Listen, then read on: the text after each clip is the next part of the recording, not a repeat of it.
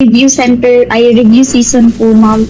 Ang dami-dami pong binibigay po sa amin. Kailangan sagutan, ganun po. And nagda-doubt na po ako sa sarili ko po kung kaya ko pa po ba itong tapusin, ganun po. And si Papa po is tricycle driver.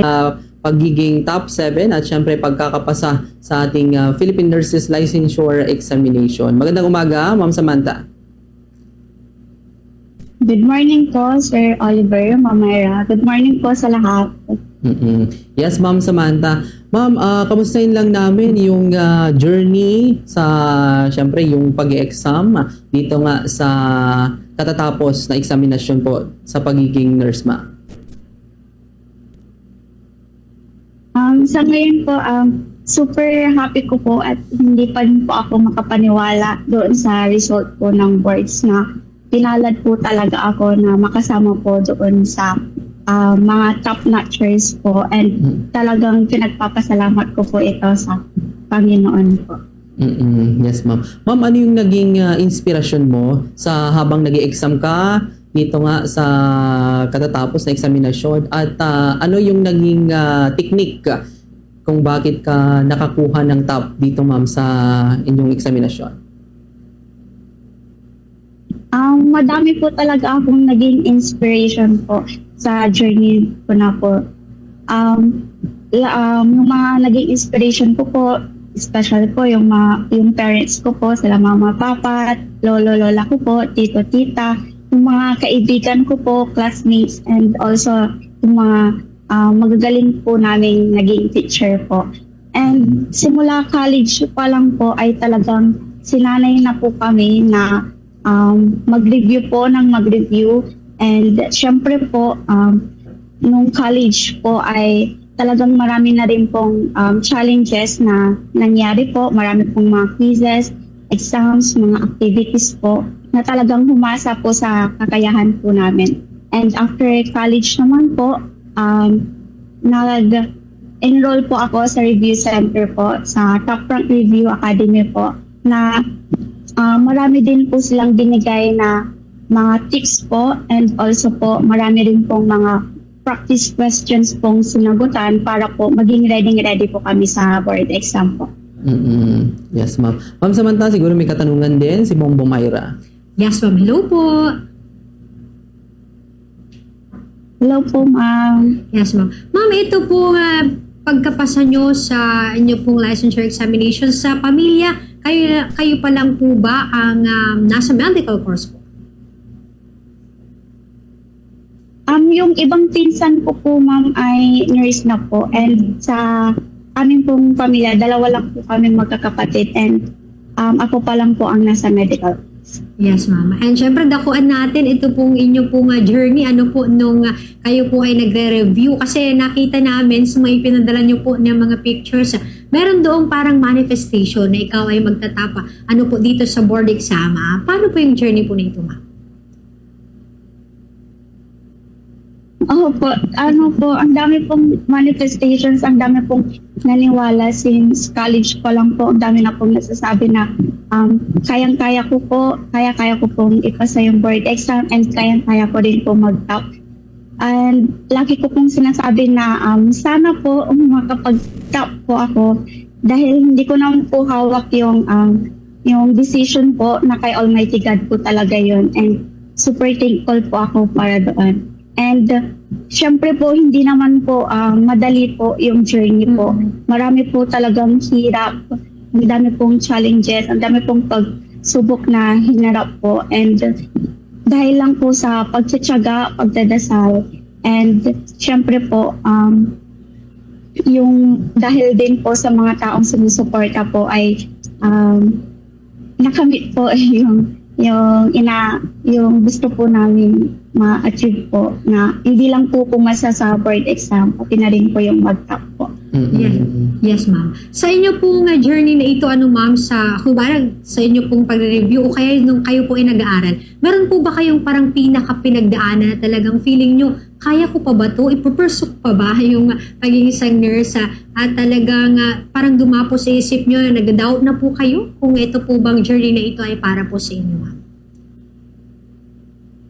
Opo, ma'am. Ang dami po. Nung college po, ma'am, super dami pong pagsubok po.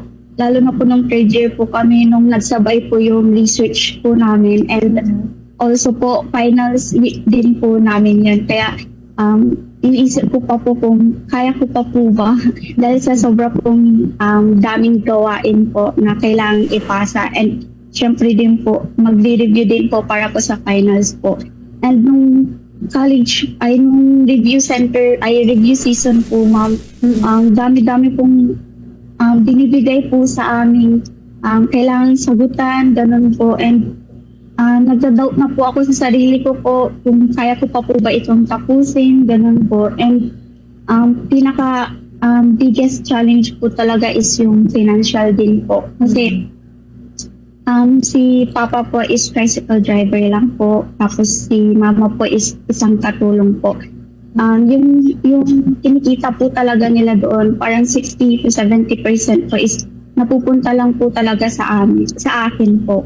Kaya iniisip ko po kung kaya pa po bang ipagpatuloy yung pagiging nurse ko po dahil sa sobrang laki po ng gastusin po. Yun po talaga. Yes, ma'am. Ma'am Samantha, pwede niyo po bang maikwento yung buhay niyo bilang nung bata kayo hanggang sa nais nyo din na kunin itong kurso na nurse at syempre sa inyong pagtahak sa pag-aaral simula elementary hanggang sa college, talaga po ba na nasa top na po ba kayo o talagang lumalaban na din kayo sa mga pagiging top notcher, ma'am? Nung elementary po, sir, hindi po ako consistent na nasa top po. Pero nung nag-graduate po ako ng grade 6 is nasa top naman po ako doon. Nung high school naman po is nakakakuha po ako ng with honors po. Consistent naman po iyon. And nung bata pa po ako talagang sinabi ko po na gusto ko pong maging nurse. Sa mababaw na dahilan po. Gusto ko lang po talaga yung uniform po nilang white. Dahil po parang karispe-respeto po talaga siyang tignan. Pero nung nag-college na po ako, marami po kasing dumaan po sa buhay ko po na nurse na magagaling po talaga. Sabi ko po, gusto ko po maging katulad nila na isang tingin pa lang po sa tao is may idea na po sila kung ano po yung problema ng isang tao po, ganun po. Super galing po nila and dami-dami po nilang natutulungan po, ganun po. And nung college naman po, nare-recognize naman po yung potential ko po sa school po and super thankful din po ako doon. Yan po. Yes, Ma'am Samantha. Ma'am, dito sa pag-take nyo ng exam, ano yung mga moments na hindi makakalimutan habang nag-i-exam kayo? Ano yung mga pumapasok sa isipan ninyo, ma'am?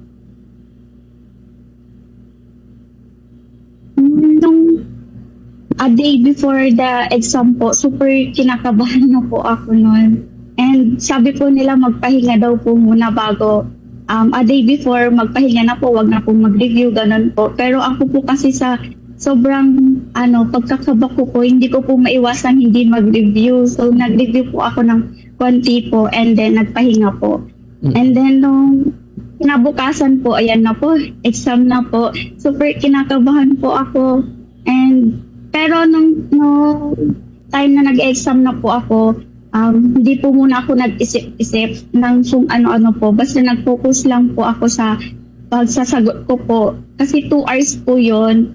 2 hours per exam po. So, nag-take lang po ako ng time ko po. Hindi ko po minadali yung pagsasagot po. And then, chinek ko po talaga bawat questions po. Kung tama po talaga yung sagot ko po or kung may kailangan pa po akong baguhin, ganun po. And then, talagang pinag-pray ko na lang po talaga yung kung ano pong magiging results po ng boards ko. Yes, ma'am. Ma'am, yung result, kayo po ba yung kusang nakaalam ng result na top kayo o merong nagsabi sa inyo, uy, top ka dito sa licensure exam? Hindi po, dahil inaabangan ko na po yun talaga. May 14 pa lang po ng madaling araw, inaabangan ko na po yun. Tapos po, dahil sa hindi ko na po mahintay yung result dahil sa sobrang pagkakaba ko,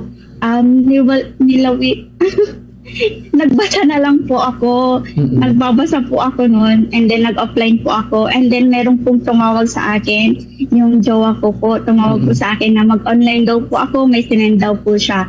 And then nung nag-online po ako, nakita ko po na pinasa po niya yung nakapasa po ako. Hindi ko po alam na nag-top po ako. And then nung nakita ko po sa GC po naming magkakaibigan na kinakongrats nila po ako na top 7 daw po ako. Hindi po ako makapaniwala. Kaya sabi ko po, pwede pong pasend yung screenshot na kasama talaga ako sa top. Kasi hindi ko din po ma-open yung link po dahil sa sobra po sigurong daming nag-open nun. Kaya yun po, sa mga kaibigan tsaka sa jowa ko lang po na laman na nag-top po talaga. Yes, ma'am. Ma'am, sa mga kaibigan mo din sa kurso ninyo, nakapasa po ba lahat, ma'am? Opo, nakapasa naman po kaming lahat po. And super saya po namin. Ilan kayo, ma'am, na magkakaibigang nakapasa? Marami po, nasa 7 po kaming nakapasa po na magkakaibigan. And marami po kasi talaga akong kaibigan. And lahat naman po is nakapasa po. Yes, ma'am. Ma'am, ito po katatapos ano po nito po nga Philippine Nurses Licensure Examination at ano po nga pagiging rank 7. Ano po plans niyo po nito after po? Sa ngayon po, iniisip ko pong mag-apply po sa tertiary hospital po. And then, also po, iniisip ko rin po na mag-apply po doon sa review center po na pinasukan ko po para po mag-ratio po or magturo. Yun po. Yes, ma'am. Ay, plans po na i-pursue pa? Ano po yung pagiging isang siguro doktor? Ano po, ma'am? Iniisip ko din po yun, ma'am, kasi gusto din po ni mama ko po na ituloy po yung pagdo-doktor. Pero in reality po kasi, super laki pong gastusin po nun. And then, iniisip ko po, baka po magtatrabaho po muna ako. And then, magtitake po ako ng NCLEX po kung nakapag-ipon na po ako ng sukat po para po doon sa gagastusin sa NCLEX po. Ma'am. Ma'am, may balak din po ba kayong mag-abroad? Dahil syempre, malaki din ang sahuran sa ibang bansa.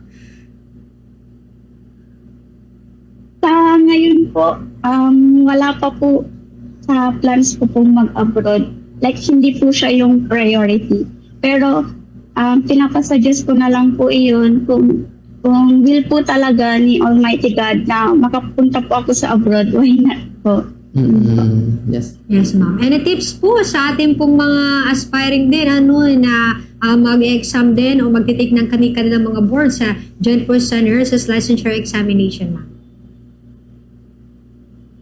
So, sa mga nakikinig po dyan or nanonood po na gusto din pong maging isang nurse katulad ko po or sa mga taong may gusto pong abutin sa buhay or magtitake po ng boards, masasabi ko lang po ay mag-pray lang po lagi. Mag-pray lang po ng mag-pray. Sabihin po lahat ng doubts, lahat ng hinaing, lahat ng problema po kay Almighty God. Lahat po ng saloobin po natin, sabihin lang po sa Kanya. And then, at the same time po, samahan po natin yun ng sipag at tiyaga po. And then mag-review po ng mabuti and huwag pong kalimutang magpahinga din po. Hindi po kasalanan ang magpahinga, mas kasalanan po pag sumuko po tayo. And syempre po, i-enjoy lang po natin yung journey po natin dahil hindi naman po sa bawat oras po na puro hirap lang po yung nafe-feel po natin. Meron din pong saya, joy po na nararamdaman. Kaya i-enjoy lang po natin iyon. Yun lang po. Yes, Ma'am Samantha. Siguro, Ma'am, kung may nais kayong pasalamatan, yung eskwelahan ninyo, mga magulang, mga kaibigan, mga guro, go ahead po, Ma'am Samantha. So, thank you so much po sa lahat po ng naniwala, na suporta since day one. Sila mama, papa po, na walang sawang sumuporta po, na talagang tinaguyod po yung pagiging nurse ko po. Sa mga tito, tita, lolo, lola ko po na nagbigay po ng pera, nagpahiram po ng pera para lang po may pambayad po ako sa tuition fee ko po, and lalo na po nung nagre-review po ako. Sa mga kaibigan ko po dyan, sa microbes po yung tawagan po namin magkakaibigan. Thank you po sa suporta. Since day one talaga naniwala kayo sa akin. Sa mga iba po pong kaibigan dyan, sa mga classmate ko po, sa mga magagaling ko pong teacher, thank you po sa Kinma University of Pangasinan. Ang galing-galing po nyo. Isa po kayo sa reason kung bakit po ako nag-top sa review center ko po sa Top Rank Review Academy. Thank you po dahil talagang in-equip nyo po ako para po sa preparations po para po sa board exam. Thank you po sa lahat, and most especially po, thank you po Almighty God, dahil kung hindi dahil po sa Kanya ay wala din po ako ngayon dito. Thank you po talaga. Yes, Ma'am Samantha. Maraming salamat, Ma'am Samantha. Congratulations po sa inyong pagkakapasa dito sa Philippine Nurses Licensure Examination. At mag-ingat po kayo dyan, Ma'am. God bless po. Thank you po, Sir Oliver. Thank you po, Ma'am Maria. Thank you po, Bombo Radio Dagupan.